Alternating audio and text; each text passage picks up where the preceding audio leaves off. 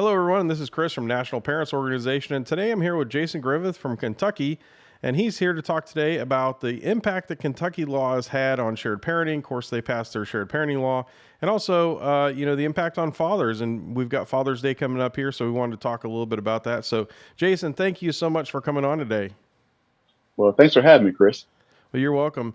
And, tell us a little bit about, again, we've had you on before, but give everybody a Mhm. little bit of background and what's your involvement with the shared parenting movement. My shared parenting movement um, actually starts in Kentucky, where we actually help parents give them knowledge and education about how they can actually um, go and present themselves to get shared parenting through the family court system.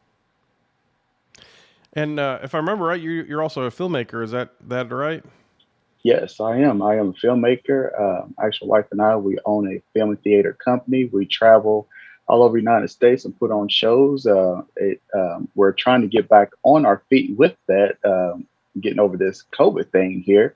So things have started to open up, and people are requesting us to come to their state and put on shows. And we actually have a crew out of Cincinnati, Ohio, and we fly out to LA, which we have a crew out in LA, and we do films and things that nature. And so I actually work at Toyota. I've been at Toyota Motor Manufacturing in Georgetown, Kentucky for going on 19 years. So, Jason, tell us, how did you get involved in shared parenting, and where does your passion come from for shared parenting?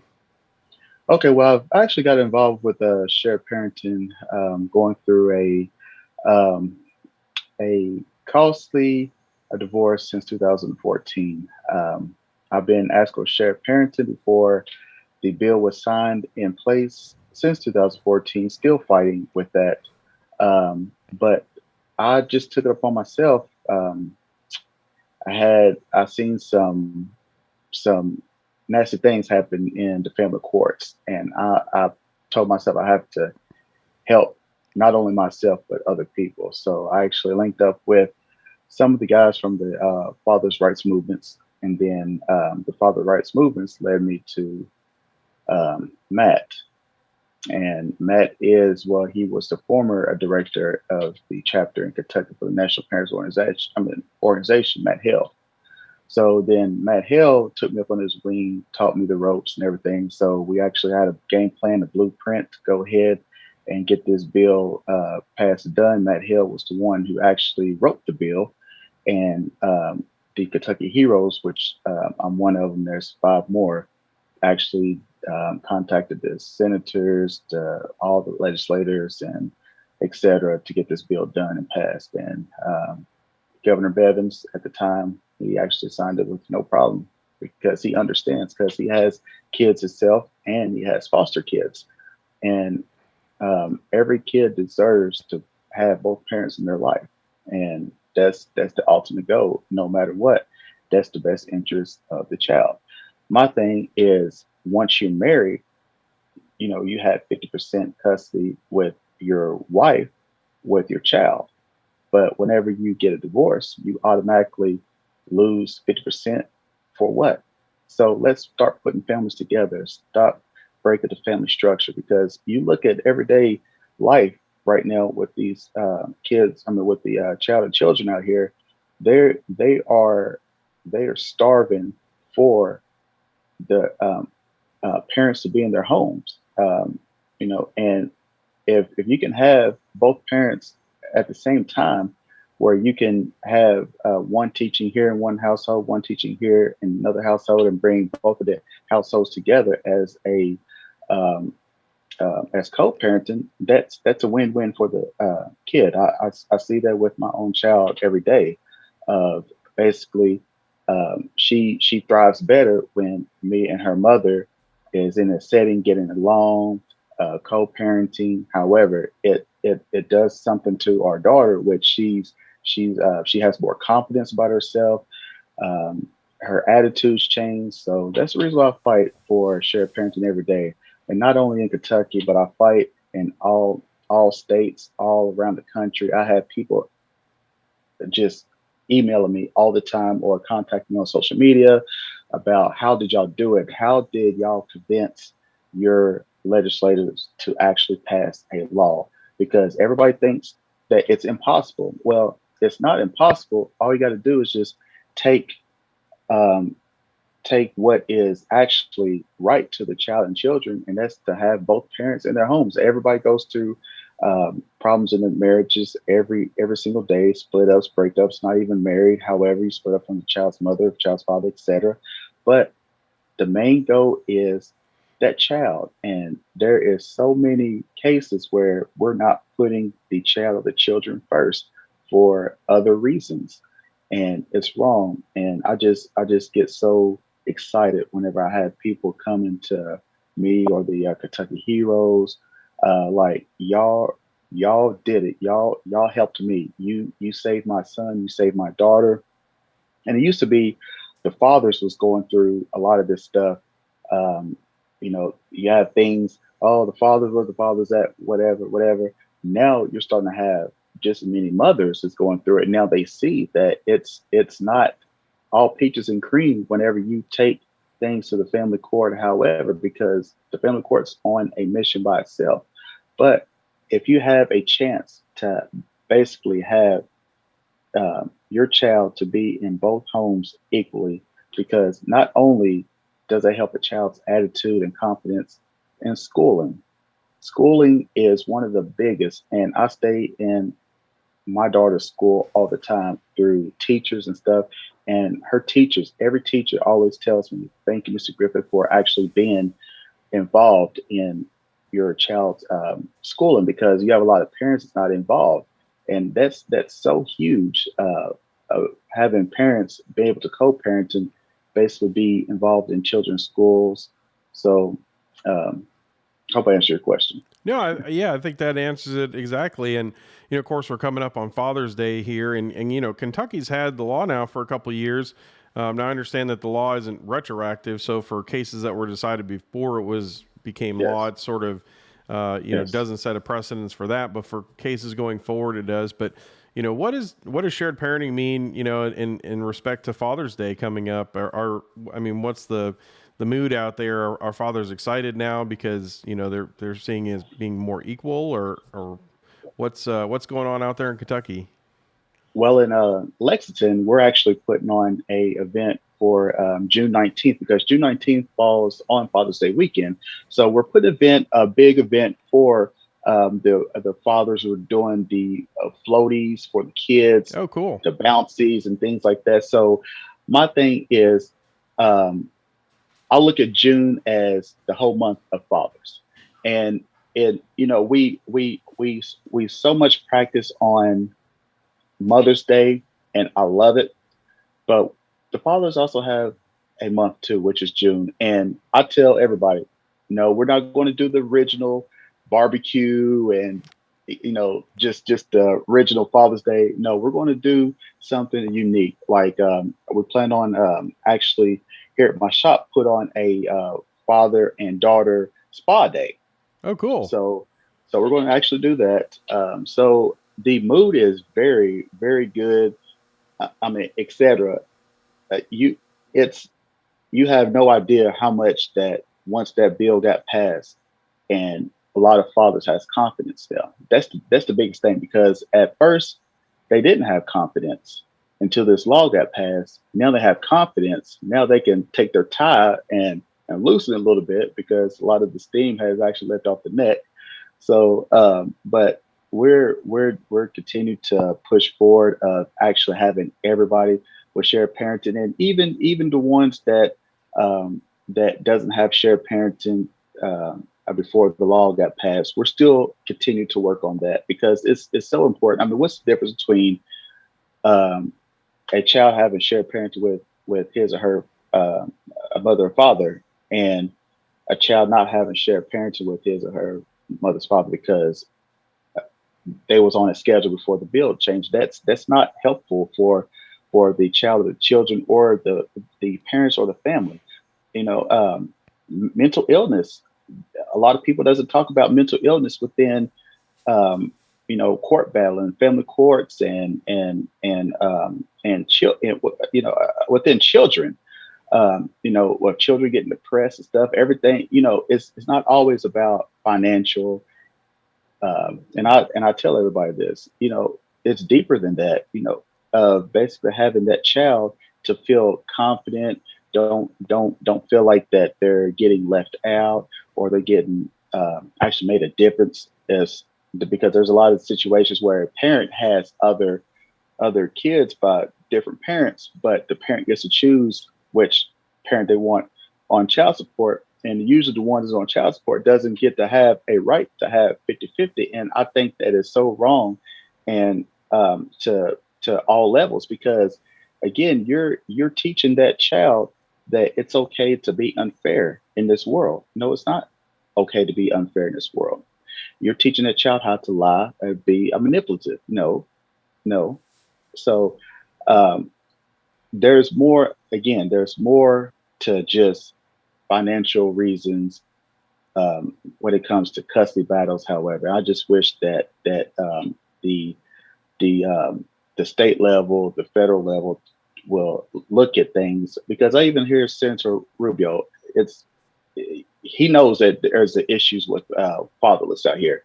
So once once our people knows this, why are we doing more about this?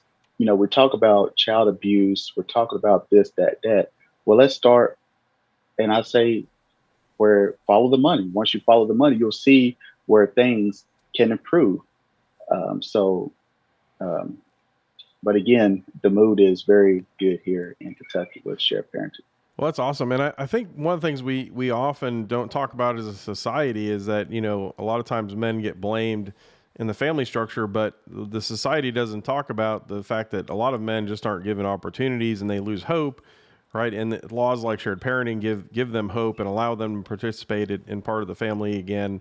And that just has such a huge impact on the family dynamics and the positive outcomes that kids have.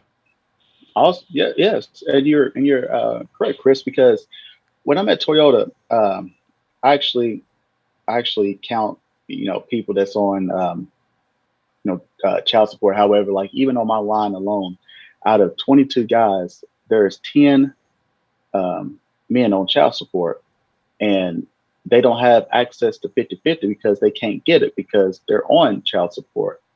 And it's like you have these men as trying to be equal to the mother, but you're not allowing them to be equal to the mother. And then there's some mothers is not equal to the fathers.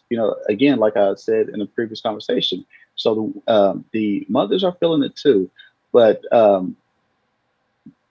it's more. And I say this all the time. It's more to child custody than money. Money should not determine if you have shared parenting, if you could be in your child's life or not. And it's just so sad how you can make a decision like that. Like if you're on child support, you can't have 50-50 custody. But if you're not on child support, you can have 50-50 custody. It just sounds backwards. So Yeah. let's just all get it that together. And and it starts in the everybody looks at the federal level, start at the state level, start at your politicians, your legislators, whatever, get them on board to make them realize. Because my thing is, even with the family court judges and politicians, however, you wouldn't want that be done to you. You have kids and you have to keep spending out X amount of dollars to fighting for somebody that's already yours. So let's start, taking in consideration about the child, the children. It's about them. They, again, if they see parents co-parenting, they have confidence. I'm a prime witness. I see it all the time. When my child and me and her mother's even at a soccer game, whatever, where our child sees both parents there, she plays hard. She wants to impress mom and dad and things like that. And they should not, and children should not have the burden of the problems that comes along, divorces, family courts, or whatever. And I admit I am hard on family courts because I know the truth behind the family court, and um, and it's time for the family court to just lay down a little bit, recognize that that child and or children has rights too, and they love their mom, they love their dad equally, because they should not ever, ever, ever be in a position to have to choose which mom or which parent they want to love more, is it mom or dad. Because you're, I mean, you was a child, you like I was a child. You look at, I could get away with this with mom over here because dad got these rules, or I could get away with over here with dad because mom got these rules.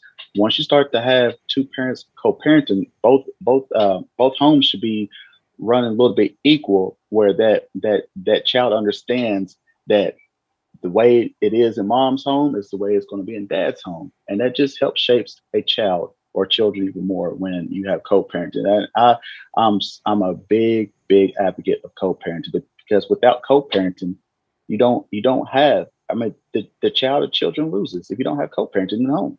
Yeah, absolutely. And I mean, I think it's worth pointing out that the homes don't have to run equally, right? But they Yeah, well, yeah, parents have to work together, and the right. kids will learn that there may be slightly different rules at either house, and that's fine.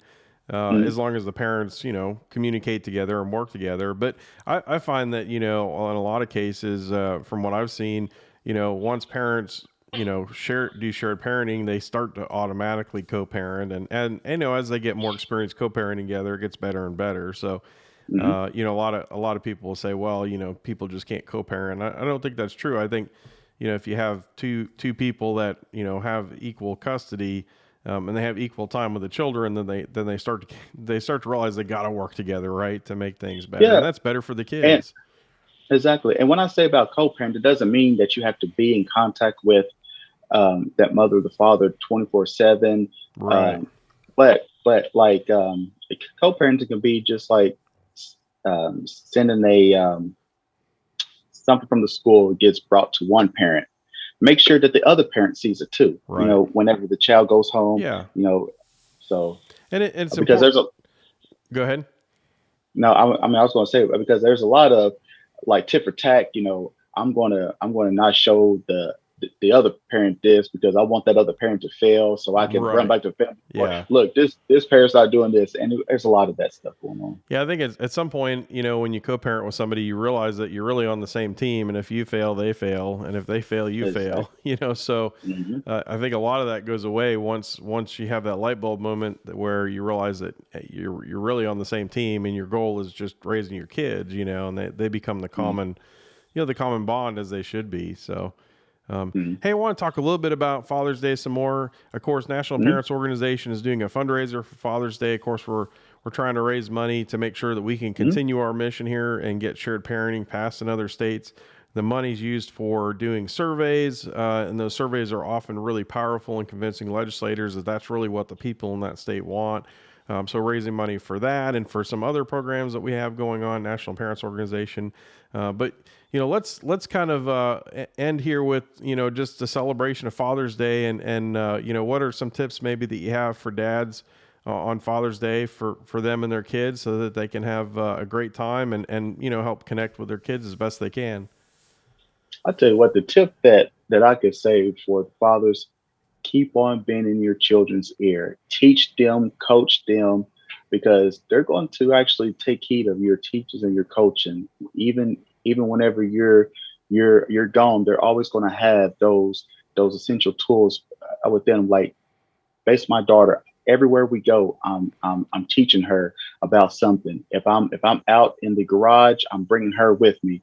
If I'm doing yard work, I'm bringing her out with me. Of just making sure you have that connection with your children.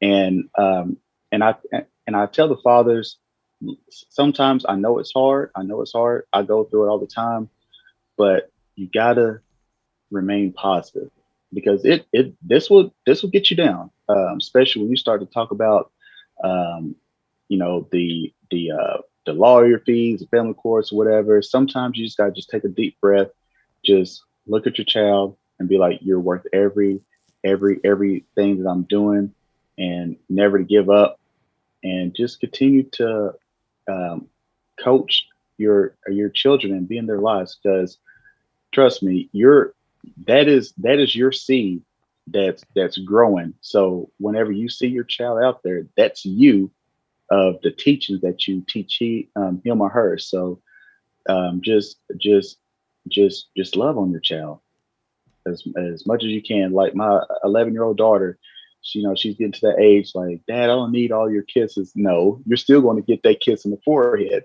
no matter how old you're going to get, because one day you're going to miss these kisses. So, I tell her, and she takes heed of that. She's like, I know, Dad, you can continue to kiss me. Uh, So, that's fantastic advice. Anything else you want to talk about before we wrap it up here? um, well, I see there's a lot more states that's becoming shared parenting, um, and I'm just loving it. And I won't quit. I see every 50 states share parenting. Yeah, we've had of course Kentucky was number one, and then we had Arkansas and West Virginia also passed I, laws, and then I think Florida was close as well. I'm not sure if they've been Florida, signed or not. Florida's very, very close, but Governor DeSantis has, I think, passed a bill for incentives for fathers. I believe. I don't know what it is. I haven't read into it, but Okay. um, that some of these states, I'm just like shocked that their shared parenting law is better than Kentucky's. Yeah. And we're the very first ones to, like I read one of them is the judge makes um, the judge starts off with shared parenting, and you have to convince the judge why shared parenting is not the best for the children. That's one incident, and the other incident is if one of the parents doesn't want shared parenting, they have to tell the court why they don't want the other parent to have shared parenting. So I think that's just awesome, that people, especially the courts, is starting to look at that. This ain't how it used to be back in the day with the quote unquote fatherless, whatever. Because you have a lot of fathers that's involved in their children, as long as as just as much as the mother. And it shouldn't be, well, she's the mother, so um, she knows how to raise the child. No, that father knows how to raise that child too. You just got to give them a chance. And a lot of these courts are not willing to give the men chance. And I say give the men the chance, give the fathers a chance as much as you gave the mothers a chance. So we're gonna we're gonna get through this, and we're just gonna keep basically making aware that shared parenting is the best interest of the child. I mean, that should be started right there. Again, just like how I said, you're married, you have 50-50 custody of your child or children, but all of a sudden you get a divorce, you don't have shared parenting no more. It's the same thing. So until you can prove that one parent is unfit, why destroy a family like that? Because it's just not the mom, dad, or the children involved. You have families involved, both families on each side that things gets affected. So um, that's about it. Yeah, absolutely. And again, we've got the fundraiser going here, National Parents Organization. The link is going to be in the Yeah, show notes, so you can donate there. It's really easy. Just go online, select your amount, and how if you want to just do it one time or if you want to do it on a repeating basis. And again, that money will be used to help further the mission for shared parenting across country. Again, a couple states have already passed. So you've got not Kansas. That's where I am. You've got Kentucky was the first. You have Arkansas and West Virginia. And sounds like we're close to some stuff in Florida, and I know some other states have some things going on. Of course, it being the summertime, you probably won't see any movement until next spring because that's when most of the state legislatures run. Is usually they start up in January. Of course, some states only run every other year, so it's kind of a slow burn for some of this stuff. But certainly things are moving across the country, and all the work that we've been doing is really I think starting to take hold. And Jason, I don't know if you guys have seen that or not, but we're getting more and more advocates. People are talking to legislators more and more, and that is certainly one of the biggest things that we can do is really help change the hearts and minds of the legislators because they're the ones actually, of course, voting on these things. So lots of stuff going on, and Father's Day is coming up. We wish everybody the best Father's Day. And Jason, we wish you guys the best out there. And it sounds like you've got a pretty packed Father's Day set up already with lots of events going on. And we wish you all the yes, best. yes, I appreciate it. And just to basically conclude that it's actually very important that everybody takes heed of actually donating to the National Shared Parents Organization, because basically, like you said, it helps get the message out or whatever, and it basically brings awareness that other not just in this country, but basically other countries too, because other countries is facing a crisis like the United States is. So um, I appreciate everything that the National Parents Organization actually does for parents, not just mothers or fathers, but parents. And so, All right. Well, thank you so much for coming on, Jason, and we look forward to talking with you again and hearing about all the great stuff that's going on out there in Kentucky. all right, thank you. All right. Thank you, Jason.